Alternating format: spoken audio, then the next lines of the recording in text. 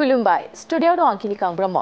दिनै ब्रैथि बलबम जोबथा सान थांनाय सावन दाननि गिबि समबार बारायनिफ्राय फालिबोना बुहुमनि गुबुन गुबुन थावनियाव शिब बलबम बैद्यनाथनि मुङै सिबिनाय आरो आरज गाबनाय बादिनो दिनै जोबथा सानाव बर' सावथुन मुलुगनि मुंदांखा फावखुंगुर पण्डित धरेन्द्रनाथ बसुमतारीनि देरायाव थानाय शिबलिंगआव आरज गाबफैदों गोबां शिब सिबियारिफ्रा।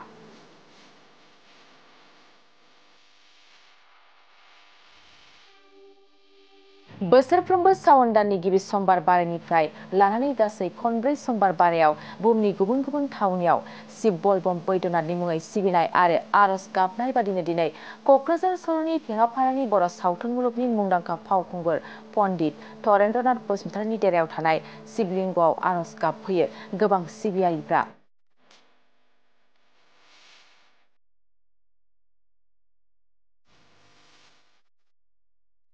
बेबादिनो दिनैबो फुंबिलिनि समाव शिब बलबम बैद्यनाथनि मुङै पण्डित धरेन्द्रनाथ बसुमतारीनि देरायाव थानाय शिबलिंगआव आरज गाबफैदों क'क्राझार सहरनि गोबां शिब सिबियारिफ्रा। लोगोसे शिब बलबम बैद्यनाथनि मुङै मानि थाखाय सिबिथाय एबा आरज गाबनाय जायो बेनि सोमोन्दै पण्डित धरेन्द्रनाथ बसुमतारीया खौरांनि गेजेरजों मा फोरमायथियो फै जोंहा बहाय खोनासंलांनि। आङो सिगां बयबो जोंनि बर' बोराइ आइ आफा बयखौबो बिदा बिनानाव आंनि गोसो गोरबोजों खुलुमनाय जासिहरबाय खुलुमबाय। आंनि बुंनांगौनि थांखिया बेनो दिनै बलबम जोबथा ब्रैथि सान बलबमखौ मानो मानियो बेखौ आं बै समावबो बुंखाबायमोन प्रथम जागायजेननायाव लाजेननायाव, थेवब्लाबो दिनै आं बुंनोसै फंनैसो बाथ्रा बेनिफ्राय जग्यहतिनि बाथ्राबो आं बुंगोन। बलबमखौ जोंनि बर' हारिल' नङा सारा पृथिबि बयबो मानियो। बेहा रानसि जायगायाव जेब्ला राबना हिमालय पर्बतनिफ्राय कैलाश पर्बतनिफ्राय आफा शिबलिंगखौ बिहैनायाव लाबोदोंमोन, आफा शिबा बुंहरदों खिन्थु जे राबन नों लांनो हागोन, नाथाय लामा ससेयाव हायाव जुदि नों दोनोब्ला नों बेखौ दैखांनो हाफिननाय नंला होननानै बुंहरखादों। दा बिनिखायनो बे खोथाखौनो बुंनाय जायो, खोन्थानाय फोरमायनाय जायो जे राबना लाबोनानै ओरैबादि लामा ससे बिहार जेब्ला मोनफैयो रानसियाव, बेवहाय बिष्णु भगबाना बेखौ पलिसि खालामनानै लावखार जानानै बेयो ब्राह्मण बादि जानानै मोसौ गुमनानै राबनखौ शिबलिंगनिफ्राय बोरै आखाइखौ नागारनो हागोन, बोरै हायाव दोनहोनो हागोन बेखौ पलिसि खालामनानै भगबान बिष्णुआ मोसौ गुमथिनानै बेखौ दै गांहोयो आरो दै गांहोनानैबो बेखौ जोबोद गोबां हासुनो ओंखारहोयो। दा बेवहायनो बे दै लोंनाय आरो हासुनायजों बै ब्राह्मण बिष्णु भगबानखौ गाबज्रिहरनानै बुङो, ओइ ब्राह्मण गथ' ओरै फै, नैबे शिबलिंगखौ लाथ', बहाबा दै लोंनो मोनगोन नामा, आं जोबोद दै गांदों। बेबायदि होननायाव औ मोनगोन हुजुर मोनगोन। बेहाय बिष्णु भगबाना बेनो दैहुआव दै होफैयो आरो बे दैहु दैखौ लोंनानै बे हासुनो ओंखारो। बे हासुनो ओंखारनायाव बुंलाङो नोङो बे शिबलिंगखौ लाथ', आं हासुनानै फैनि। बाहाय बे हासुनायावनो 1 घन्टासो नांबाय। बे गथ' मानसि ब्राह्मणा दैखांनो हाला होननानै दोननानै बहायनो बे बैद्यनाथ ब्राह्मणखौ सिमाङाव सोबनायनानै भगबान शिबा बहायनो स्थापित खालामदों। बै बैद्यनाथ गुरुखौ गावनो बुंलांदों जे हे फिसा, आङो शिब बुंदों, नोङो नैबे आंनि लिंगखौ बहायनो स्थापित खालामनानै दोनबाय, दैखांनो हायाखिसै राबना, दानो फुजा होनांगौ। नोङो जुग जुग जुग सत्य जुगनिफ्राय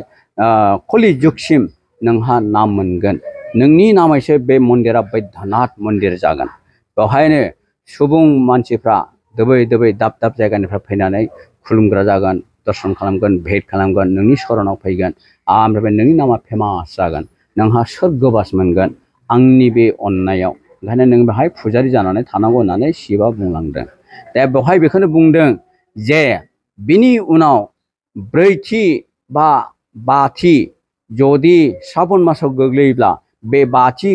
बा ब्रैथिखौ खुलुमनो फैथारनांगोन। सोरबा माबाफोर उसुबिदा जादोंब्ला बे आलादा खोथा, खिन्थु शिबनि महाशिब बे लिंगआव सोरबाफोर दै लुयोब्ला, गाइखेर लुयोब्ला आरो बेरेमोदै होयोब्ला, घि होयोब्ला गाइखेर दाखा होयोब्ला बेहा फोन मोनगोन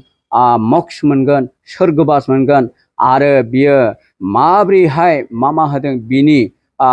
आशीर्बाद मोनगोन बेखौ बुंलांदों शिब भगवाना दा बेनिखायनो बम बले बम होननानै बयबो बैद्यनाथ मन्दिराव थांनानै शिबलिंगआव बैद्यनाथल' नङा जि जायगायाव तीर्थस्थान दङ जि जायगायाव सोरबा ब्राह्मणा फुजारिया शिबलिंग गायसननानै फुजा होदों दै लुदों गाइखेर होदों घी होदों गाइखेर दाखा होदों बेरे मोदै होदों आरो बिनि अनगायै सेलेखा होदों आरो सिबिं होदों माइरं होदों सिनि होदों खुसेरनि बिदै होदों बेफोर आलदा आलदा आशीर्बाद दङ दिनै आं बेखौ गोलाव फोलावनो सानला आंहा ग्राहक दङ फुजा होनो फैदों आंनि मन्दिराव दा बिसोरखौ आं फोजोबनांगौ बिनि उनाव हम यज्ञ सावनाय जागोन आफा महादेव शिबनि नामै बे आफा महादेवनि नामैल' नङा हम यज्ञआनो गोबां बेसेबा गिदिर महायज्ञसिम थाङो बे यज्ञखौ होआब्लानो बे शिबनि फुजा होनाया यज्ञता आरोग्यता जानाय नङा बेनिखायनो फुजारिया जेरैब्लाबो यज्ञखौ होथारनांगोन आहुतिखौ होथारनांगोन आहुति होआब्लानो बे फुजारि जेसेबां फुजा होदों जेसेबां आइ आफा फैनानै भेट दर्शन खालामफैदों शरण लाफैदों बे जाफुंनाय नङा बेखौ शिब भगवान महापुराण शास्त्रआव लिरनानै गालांखानाय वैदिक धोरोमनि माबायाव बुनादियाव नीति नियमाव गालांखानाय दङ बेनिखायनो दा आङो नैबे फुजा होनाय मानसिफोरनि जोबथानायाव आङो हम यज्ञ होनानै फोजोबनाय जागोन यज्ञ होनाया खालि शिबनिल' नङा सरस्वती होन लक्ष्मी होन विश्वकर्मा होन आरो पृथ्वी होन हनुमान बुं जेखि देवता विश्वकर्मा बुं विश्वहरि विश्व नागेश्वरी जगेश्वरी जिखुनु बुं जिखुनु मोदाय दावतायावनो हाबा हुखा मोजां गाज्रिनि यज्ञहति होआब्लानो बे आरोग्य जाया होननानै बुंलांदों आरो शिब पुराणाव लिरनाय दङ ब्रह्मा यज्ञहति ब्रह्मायाव लिरनायबो दङ बिनिखायनो ब्रह्मा सृष्टिकर्ता विष्णु पालनकर्ता महादेव देवंकी देव महादेव बयनिबो देवंकी देव बे संहारकर्ता अनसुला बे भगवान शिबनि थाखाय दिनैनि जोबथा ब्रैथि सावन मासनि गेजेराव हम यज्ञ जोबनानै होनानैसो फोजोबनाय जागोन बेनिखायनो उसित जानानै फैयो हम यज्ञ होआब्ला बे ब्राह्मणा आरोग्य जानाय नङा बेनिखायनो आङो आइ आफाखौ दिनै खावलायदों जे जोंनि बर' हारिनि जिखुनु धोरोम मानिया मानो नोङो यज्ञखौ होनो बावनाय नङा बावनो मोननाय नङा मानोना नोङो यज्ञहतिखौ होथारनांगौ बे यज्ञहतियानो जोंनि हाबाफारियाव गोबां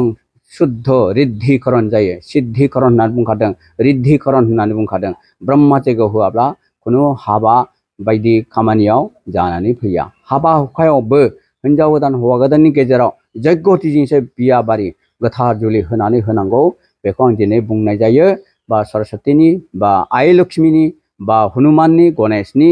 जिखुनु देवता देवीनि नोङो गथ'फोरनिबो फुजा होआ मानो यज्ञहतिखौ होथारनांगौ यज्ञहतिजों आहुतिजों गाबख'नांगौ बेनो सबसे श्रेष्ठ बेनो सबसे आरोग्य मोनगोन बयखौबो बेखौ बुंनानै आङो फोजोबनाय जाबाय गोजोन्थों ओम भोलेनाथ बम बम भोलेनाथ महादेव शिवाय ओम नमः शिवाय ओम नमः शिवाय ओम नमः शिवाय खौटि खौटि खुलुमबाय आफा शिव महादेव की जय।